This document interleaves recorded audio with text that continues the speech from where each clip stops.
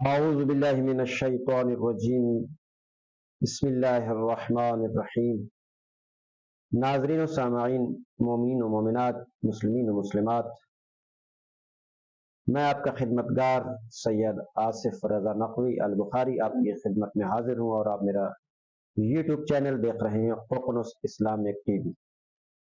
اقتباس از خطبہ فدق کی آج کی 22ویں ویڈیو آپ حضرات کی سماعتوں کی نظر کی جا رہی ہے۔ غور سے سماعت فرمائیے گا اور بیوی کے یہ الفاظ اپنے دل کے دریچوں میں اور دماغ کے اندر راسخ کیجیے گا اور ان الفاظ پہ عمل کیجیے گا، اور جن لوگوں سے بیوی ناراض گئی ہیں ان سے ہمیشہ بیزار رہیے گا، ان سے دور رہیے گا، اور ان کو کبھی بھی نہ مانیے گا جن سے رسول کی بیٹی فاطمہ زہرا ناراض گئی ہیں۔ دختر رسول جن پہ بھی ناراض گئی ہوں، یقیناً اللہ کا رسول ان پہ ناراضگی کا اظہار کرتا ہے، اور جب اللہ کا رسول ناراضگی کا اظہار کرتا ہے تو اللہ بھی ناراضگی کا اظہار کرتا ہے۔ لہذا چونکہ یہ بات بھی پیغمبر نے خود ہر کسی کو واضح طور پہ بتائی ہے، اور حدیث پیغمبر ہے کہ جس نے فاطمہ کو اذیت دی اس نے مجھے اذیت دی، اس نے مجھے اذیت دی اس نے اللہ کو اذیت دی، اور ہم جناب فاطمہ زہرا سلام اللہ علیہا کی جوتیوں کے نیچے جو خاک ہے اس کو اپنی آنکھوں کا سرمہ سمجھتے ہیں کہ دختر رسول معصومہ طاہرہ شریکہ کار رسالت فاطمہ زہرا سلام اللہ علیہا آج کے اس 22ویں ویڈیو کے اندر یہ بھی فرما رہی ہیں، اور اس کو آج کا عنوان بھی دیا گیا ہے کہ کیا تم نے جان بوجھ کر کتاب خدا کو ترک کر دیا ہے؟ فرماتی ہیں افلی عمد ترکتم کتاب اللہ ونبذتموہ وراء ظہورکم اذ یقول ووارث سلیمان داؤد وقال فی مختص من خبر یحیی بن زکریا اذ قال فہب لی من لدنک ولیا یرثنی ویرث من آل یعقوب، وقال وأولی الارحام بعضهم اولی ببعض فی کتاب اللہ وقال یوصیکم اللہ فی اولادکم۔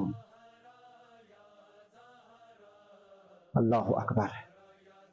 فی اولادکم للذکر مثل حظ الانثیین وقال ان ترک خیر الوصیۃ للوالدین والاقربین بالمعروف حقا علی المتقین۔ دختر رسول اسی تناظر میں سنیے گا، اسی تناظر میں دیکھیے گا کہ دختر رسول نے اس انداز میں پختہ موقف کے ساتھ، پختہ دلائل کے ساتھ، ایک مضبوطی کے ساتھ وہ وزنی اور بہترین قسم کے فصیح و بلیغ الفاظ استعمال کیے کہ یہ خطاب اس وقت اس دور کے لوگوں کے سامنے تھا، وہی جنہوں نے حق لے لیا تھا، حق نہ دیا، خالی لٹایا، ظلم کیے، دروازوں پہ دھمکیاں دی، روایات موجود ہیں، آگ لگائی، محسن شہید کیا، درے مارے، علی کو گرفتار کیا، دیگر چیزیں ہیں جس سے اس طرح ظلم کیا گیا ہو، اور یہ بات ان کی علم میں ہو کہ یہ بی بی جو ہے جس کے دروازے پہ ہم آئے ہیں، یا جس کو ہم خالی لٹا رہے ہیں، جس کو حق نہیں دے رہے، یہ دختر رسول ہے، اور یہی عورتوں کی جنت کی سردار ہے، اور ان کے بیٹے حسن حسین جنت کے مردوں کے سردار ہیں۔ تو اس گھرانے سے یہ سب کچھ کر کے کیسے ممکن ہو سکتا ہے؟ کیا فرما رہی ہے؟ متن میں نے پیش کر دیا یہ بھی فرما رہی کیا تم نے جان بوجھ کر اللہ کی کتاب کو چھوڑ دیا ہیں؟ آمدن ترکتم کتاب اللہ ہے، کیا تم نے جان بوجھ کر اللہ کی کتاب کو چھوڑ دیا اور اسے پس پشت ڈال دیا؟ کہ کتاب خدا تو یہ کہتی ہے، ایک استفہامیہ جملہ فرمایا، جس طرح ہم بھی بعض اوقات ان جملوں کا استعمال کرتے ہیں بی بی نے کہ کیا تم نے کتاب اللہ کو جان بوجھ کے چھوڑ دیا یا پس پشت ڈالی؟ اللہ کی کتاب تو یہ کہہ رہی ہے، کیا کہہ رہی ہے؟ بی بی نے استدلال فرمایا، کیا کہتی ہے؟ اللہ کی کتاب کیا کہہ رہی ہے؟ یعنی آپ مجھے کیا سنا رہے ہیں، کیا بتا رہے ہیں، کیا سمجھانے کی بات کر رہے ہیں؟ میں آپ کو بتا رہی ہوں، میں پیش کر رہی ہوں استدلال قرآن سے، اور اللہ کی کتاب کیا کہہ رہی ہے یہ سنو۔ اللہ کی کتاب یعنی کتاب خدا تو یہ کہتی ہے کہ حضرت سلیمان علیہ السلام نے حضرت داؤد سے میراث پائی۔ سلیمان نے داؤد سے میراث پائی، وہ کون سی میراث تھی؟ کوئی بتا سکتا ہے کون سی میراث تھی؟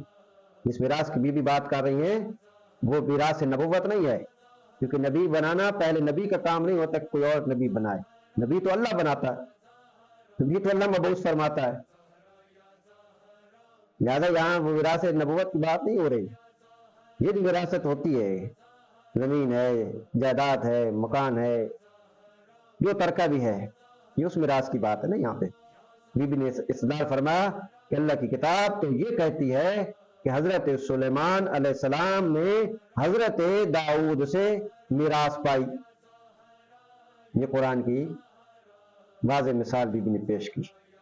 اور دوسری مثال پھر بی بی نے وہی اسی کے ساتھ بالکل جوڑ کر بی بی نے جملہ فرمایا اور کہا، یعنی بالکل مربوط جملہ ہے، دوسرا استدلال فرمایا۔ پہلا کیا ہے یاد رکھیے گا، کیا تم نے اللہ کی کتاب کو چھوڑ دیا ہے؟ کیا اس کو پس پشت ڈال دیا؟ اللہ کی کتاب تو یہ کہتی ہے کہ حضرت سلیمان علیہ السلام نے حضرت داؤد سے میراث پائی، اور پھر فرماتی ہیں کہ حضرت یحییٰ علیہ السلام کا قصہ بیان کرتے ہوئے فرمایا، کس نے؟ اللہ کی کتاب نے، یعنی اللہ نے۔ کس کا قصہ؟ حضرت یحییٰ کا قصہ بیان کرتے ہوئے فرمایا کہ جب حضرت یحییٰ نے اللہ سے درخواست کی، کون سی درخواست کی یحییٰ نے؟ یہ کہ مجھے اپنی جانب سے ایک ولی عطا فرما جو میرا اور آل یعقوب کا وارث ہو۔ یہاں کون سی وراثت ہے؟ کیا بتائیں؟ کیا حضرت یحییٰ میں یہ درخواست کر رہے تھے کہ فلاں کو میرے بعد نبی بنا، فلاں کو نبی بنا؟ نہیں، ایسا تو کچھ نہیں ہے، نبی تو اللہ بناتا ہے۔ یہاں بھی اس کے اندر بی بی نے استدلال بڑا مضبوط طریقے سے اپنا موقف اور اپنے استدلال پیش کیا کہ جس کا کوئی جواب نہیں تھا، کسی کے پاس کوئی جواب نہیں تھا۔ آل یعقوب کا وارث ہو، اور اللہ قرآن میں ارشاد فرماتا ہے، بی بی نے فرمایا کہ اللہ قرآن میں ارشاد فرماتا ہے، صاحبان رحم یعنی خونی رشتہ دار، صاحبان رحم یعنی خونی رشتہ دار میں سے بعض دوسرے بعض پر فوقیت رکھتے ہیں۔ اللہ کی کتاب میں اور فرمایا، بی بی فرماتی ہے اللہ کی کتاب نے مزید آگے سنو، آگے کیا آ رہا ہے؟ اللہ کی کتاب فرما رہی ہے اللہ تمہیں اولاد کے سلسلے میں وصیت کرتا ہے، اللہ تمہیں اولاد کے سلسلے میں وصیت کرتا ہے کہ لڑکے کو لڑکی کے 2 برابر میراث سے حصہ ملے گی۔ توجہ فرمائیے آپ نے، بی بی نے یہ تیسرا استدلال کی، پہلی 2 مثالیں قرآن سے دی، تیسری مثال پھر قرآن سے دی، اور واضح طور پہ فرمایا کہ اللہ تمہیں اولاد کے سلسلے میں وصیت کرتا ہے کہ لڑکی کو لڑکی کے 2 برابر میراث سے حصہ ملے گا، اور فرمایا اگر میت کچھ خیر چھوڑ جائے، اگر میت کچھ خیر چھوڑ جائے، مطلب میت کیا چھوڑے گا پیچھے؟ تو ترکہ چھوڑے گا نا، کوئی زمین چھوڑے گا، کوئی مکان چھوڑے گا، کوئی دولت چھوڑے گا، کسی قسم کی ایسی چیز چھوڑے گا نا کہ جس میں قرآن فرما کہ اگر میت کچھ خیر چھوڑ جائے تو والدین اور رشتہ داروں کے لیے اچھائی کے ساتھ وصیت کرے، اور یہ متقین پر حق ہے۔ عزیزان گرامی قدر، اتنے مضبوط ترین استدلال کو اور ان دلائل کو رد کر دیا گیا، نہیں مانا گیا دختر رسول کی بات کو، کہ آج بی بی قرآن سے استدلال فرما رہی ہیں لیکن قرآن کو نہیں مانا جا رہا۔ یاد کیجئے کہ جب رسول اللہ نے یہ فرمایا تھا کہ مجھے قلم دوا دو کہ میں تم کو لکھ دوں تاکہ میرے بعد گمراہ نہ ہو، تو وہاں کہنے والوں نے یہ کہا تھا کہ ہمارے لیے اللہ کی کتاب کافی ہے۔ تو آج سامنے آ گیا، بی بی نے اللہ کی کتاب سے دلائل دے دیے، اور دلائل کے متبادل بی بی کو ایک ایسی حدیث سنائی جا رہی ہے کہ جس کا کوئی سر پیر نہیں ہے، اور وہ حدیث فقط ایک ہی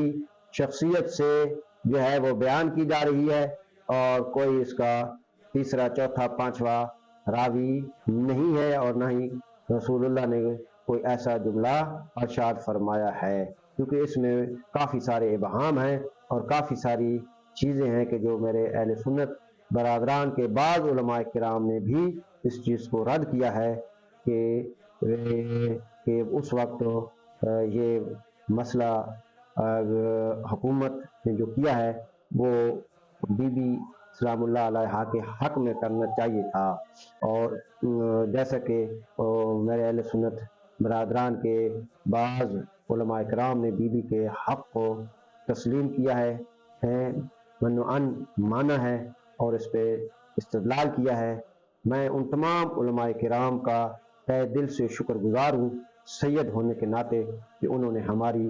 دادی فاطمہ زہرا سلام اللہ علیہا، ہماری جدہ دختر رسول کے حق کے لیے آواز حق کو بلند کیا ہے۔ اللہ تعالیٰ ان کو صحت و تندرستی عطا فرمائے اور دشمنوں کے شر سے محفوظ فرمائے، کہ جس نے جناب فاطمہ کے حق میں آواز اٹھائی ہے۔ اور کئی لوگ اس حق کو سنتے ہیں، پڑھتے ہیں، اور آج تک کتنے ہزار لوگ اسی بات پہ فقہ جعفریہ میں داخل ہو چکے ہیں، مذہب حق کا خیر البریہ شیعہ اثناء عشریہ میں داخل ہو چکے ہیں، کہ جب وہ دیکھتے ہیں اور سنتے ہیں اور کتابوں کے اندر یہ ان کو ملتا ہے استدلال اور روایات کہ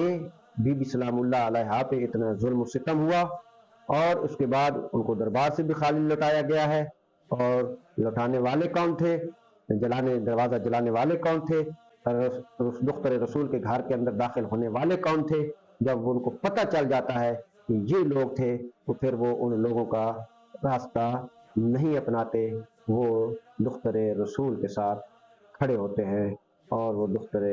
رسول کو حق پہ جانتے ہیں، حق پہ مانتے ہیں۔ سچے رسول کی سچی بیٹی نے